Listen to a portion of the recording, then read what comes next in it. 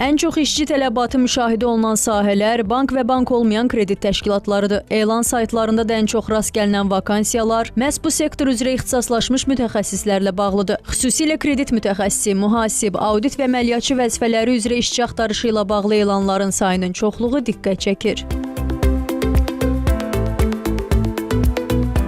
Dövlət Statistika Komitəsinin məlumatına görə 2025-ci ildə iqtisadiyyat ixtisası üzrə 43 min nəfər məzun olub. Buna baxmayaraq əmək bazarında uyğunsuzluq var. Bir tərəfdə vakant iş yerləri, digər tərəfdə isə iş tapmaqda çətinlik çəkən diplomlu gənclər. İnsan resursları üzrə mütəxəssis Emin Həsənov deyir ki, vakansiyalara müraciət edənlərin sayı çox olsa da, uyğun namizədlərin sayı azdır. Problemin əsas səbəbi isə məzunların praktiki təcrübəsinin yetərli olmamasıdır. Əmək bazarında keyfiyyət və uyğunluq problemidir. Ən böyük problem hardan qaynaqlanır? Ümumiyyətlə, bank sektoru kadrların sayı yox, ən əsas hazırlıq səviyyəsini əsas götürür və ona görə də hal-hazırda bu böyük bir rəqəmlər müşahidə olunur, problemlər yaşanır. Məzunların əhəmiyyətli hissəsi belə deyim də, ki bu sahədə formalaşa bilmədiyi üçün və əlbəttə ki bu banklara əhəmiyyətli olmadığı üçün, ki belə deyim də bir çox məzunlar gələcək inkişafdan qalır.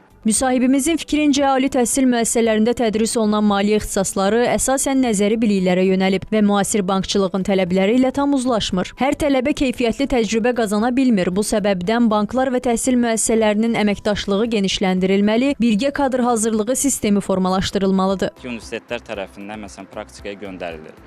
Amma ki bir çox bank sektoru bu sahədə əlbəttə ki hansısa bir əməkdaş öz vaxtını sərf eləməmək üçün, əlbəttə ki özünün aşırı olaraq, çoxlu sayda işləri olduğu üçün əlavə olaraq kimisə öyrətmək istəmirlər. Bank sektoru və universitetlər birgə fəaliyyət göstərib, ki bu sahədə ümumiyyətlə mərhələli şəkildə gələcəkdəki olan bütün onlara lazım olan kadrları, məzunları, birgə fəaliyyət əsasında inkişaf elətdirib, gələcəkdə əlbəttə ki böyük bir potensiallı əməkdaş kimi görsünlər. Təhsil məsələləri üzrə ekspert İlkin Məhərrəmov deyir ki, problemin kökündə təhsil sistemi ilə əmək bazarı arasında əlaqənin zəifliyi dayanır. Universitetlər öz proqramlarını, hətta öz silabuslarını belə daha çox nəzəri biliklər üzərində qururlar. Müasir dövrdə bir iqtisadçının, bir bank işçisinin nəzəri biliklərdən əlavə müəyyən spesifik bacarıqlara malik olan artıq kadrlar axtarırlar və çox təəssüflər olsun ki,